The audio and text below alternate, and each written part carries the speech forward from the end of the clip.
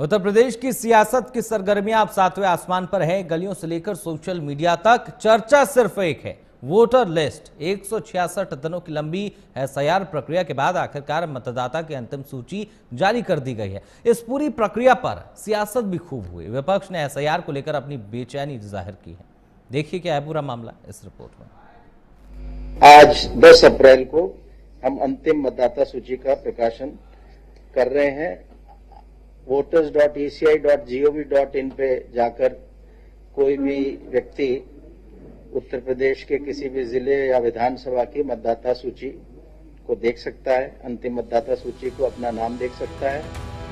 और इसी के साथ अब यूपी की सरगर्मियां सियासत और तेज हो चुकी है। यूपी के हर गलियों से लेकर चौराहों तक, सोशल मीडिया से लेकर सियासी मंचों तक, हर जगह वोटर लिस्ट में नाम आने की चर्चा होने लगी है। यूपी चुनाव के वक्त की सुइयां अब तेजी से घूम रही हैं। अगले ही साल होने वाले यूपी विधानसभा की महापरीक्षा की आहट अब साफ सुनाई देने लगी है, क्योंकि जिस वोटर लिस्ट में नाम कटने और जुड़ने की प्रक्रिया पर सियासी निशाना साधा जा रहा था, अब वो प्रक्रिया यानी कि एसआईआर के बाद शुक्रवार को मतदाता की अंतिम सूची जारी कर दी गई।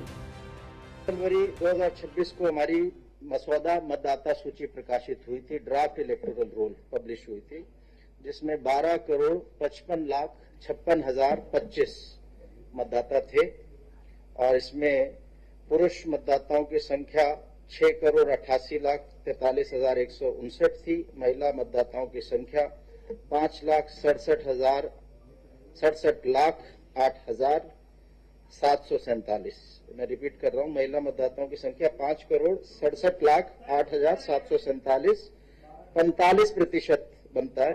जो अंतिम मतदाता सूची निर्वाचक नामावली प्रकाशित हुई है उसके आंकड़े इस प्रकार हैं। कुल मतदाता उत्तर प्रदेश में आज की तारीख में है 13,39,84,792। 13,39,84,792। पुरुष मतदाताओं की संख्या है 7,30,71,061। 7,30,71,061। ये 54.54% बनता है कुल मतदाताओं का। महिला मतदाताओं की संख्या है 6,09,09,525।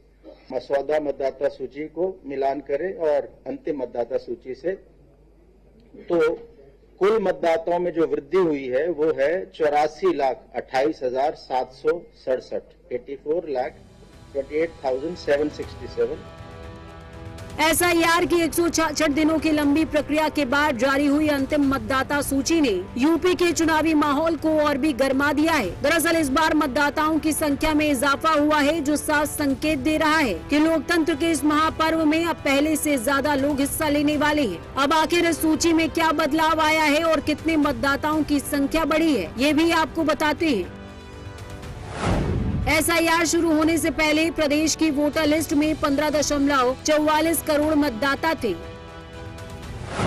आज जारी हुई अंतिम लिस्ट के अनुसार अब कुल मतदाताओं की संख्या 13,39,84,792 हो गई है, यानी 2 करोड़ मतदाता कम हो गए।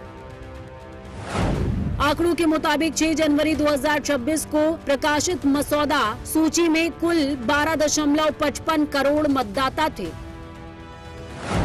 पुनर्निरीक्षण के दौरान विसंगतियों को दूर करने और नए नाम जोड़ने के बाद संख्या बढ़ी है। 18 से 19 साल के नए मतदाताओं की संख्या भी 3.33 लाख से ज्यादा दर्ज की गई है। अब प्रदेश में पुरुष मतदाताओं की संख्या 7,30,71,061 यानी कि 54.54% है। नई सूची में महिलाओं की संख्या 6,09,09,525 यानी कि 45.46% है। जेंडर रेशियो यानी कि लिंगानुपात की बात की जाए तो 1000 पुरुषों पर 834 महिलाएं हैं। इससे पहले 6 जनवरी को जारी ड्राफ्ट लिस्ट में ये रेशियो 1000 पर 824 था। तृतीय लिंग मतदाताओं की संख्या 4,206 है और ये प्रतिशत 0.01% से भी कम है। यानी जिस नंबर, जिस आंकड़े, जिस डेटा का यूपी में सबको इंतजार था वो अब सामने आ गया है। यूपी की सियासत का गणित हमेशा से दिलचस्प रहा है। हालांकि इस बार के चुनाव में सबसे अहम भूमिका युवा मतदाताओं की हो सकती है, क्योंकि युवा मतदाताओं की संख्या में भारी बढ़ोतरी देखी जा रही है। अब यूपी में किस विधानसभा क्षेत्र और जिलों में कितने मतदाताओं की वृद्धि हुई है, ये भी आपको बताते हैं। 55 साहिबाबाद विधानसभा में 82,898 वोटर्स की वृद्धि। 366 जौनपुर विधानसभा में 56,118 वोटर्स की वृद्धि। 171 लखनऊ पश्चिम विधानसभा सीट पर 54,822 वोटर्स की वृद्धि। 53 लोनी विधानसभा में 53,679 वोटर्स की वृद्धि। 97 फिरोजाबाद विधानसभा में 47,757 वोटर्स की वृद्धि। अगर जिलों की बात करें तो यूपी के 5 जिलों में सबसे ज्यादा वोटर्स बढ़े हैं। प्रयागराज में 3,29,421 वोटर्स की वृद्धि हुई है। लखनऊ में 2,85,961 वोटर्स की वृद्धि हुई है। बरेली में 2,57,920 वोटर्स बढ़े हैं। गाजियाबाद में 2,43,666 वोटर्स की वृद्धि हुई है। जौनपुर में 2,37,590 वोटर्स बढ़े हैं।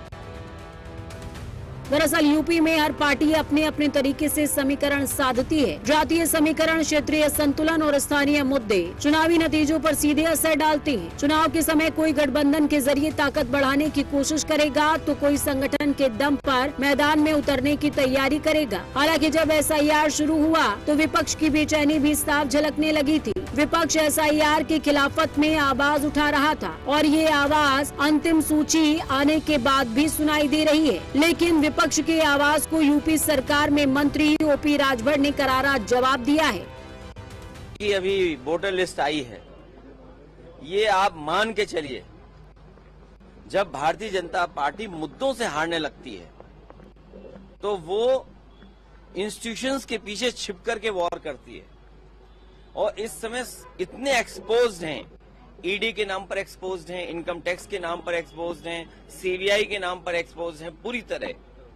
तब Bharatiya Janata party election commission से मिलकर के चुनाव लड़ रही है। बिहार में लालू जी के राज में जंगल राज था, यहाँ अखिलेश जी और मुलायम जी के राज में गुंडा राज था।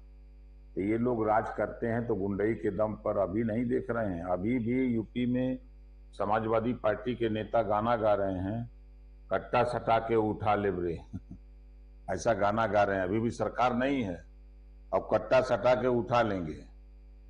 ये गाना अच्छा लग रहा है समाजवादी पार्टी को। अभी प्रयागराज में कौशाम्बी में मैंने देखा कि रात को समाजवादी पार्टी के गुंडे पाल बिरादरी के यहाँ घुस गए, घर में घुस के बड़ी मार मारे हैं। अब इस समय जाने वालों का तांता लगा है। अब समाजवादी पार्टी के जो प्रदेश अध्यक्ष हैं, जो पाल जी हैं, बहुत उछड़ते हैं। ये पाल जी को तो जाना चाहिए न पाल के घर, अब नहीं जाएंगे इस नाते कि यादव जी मारे हैं ना। विपक्ष SIR को सियासी चश्मे से देख रहा था, लेकिन अंतिम सूची आने के बाद ये साफ हो गया कि समय के हिसाब से वोटर लिस्ट की रिवीजन की बेहद जरूरत होती है। दरअसल इस सूची में सबसे ज्यादा 22.89% वोटर्स के नाम लखनऊ जिले में कटे हैं, तो यूपी की 5 विधानसभाओं में सबसे ज्यादा वोटर्स बढ़े भी हैं। लेकिन चुनाव आयोग ने भी ये साफ कर दिया कि अगर इस लिस्ट में किसी का नाम शामिल नहीं हुआ है, कोई छूट गया है, तो उन्हें घबराने की जरूरत नहीं है। जिनका नाम नहीं है, ऐसे लोग नया नाम जुड़वाने के लिए कभी भी फॉर्म 6 भरकर आवेदन कर सकते हैं। नाम जुड़वाने की प्रक्रिया लगातार जारी रहेगी। इसके लिए ऑनलाइन सुविधा भी उपलब्ध है। मतदाता अपना नाम voters.eci.gov.in या फिर ceouttarpradesh.nic.in पर चेक कर सकते हैं। आवेदन भी इसी पोर्टल के माध्यम से मोबाइल नंबर का प्रयोग करते हुए किया जा सकता है। इसके साथ ही नाम कटवाने की प्रक्रिया भी जारी रहेगी। किसी अपात्र या मृत व्यक्ति का नाम हटाने के लिए फॉर्म 7 का इस्तेमाल किया जा सकता है।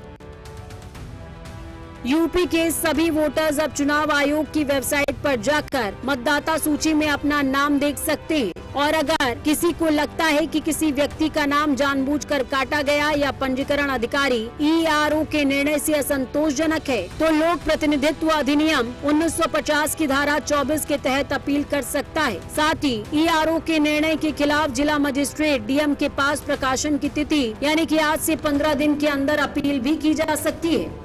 Bureau report, prime news.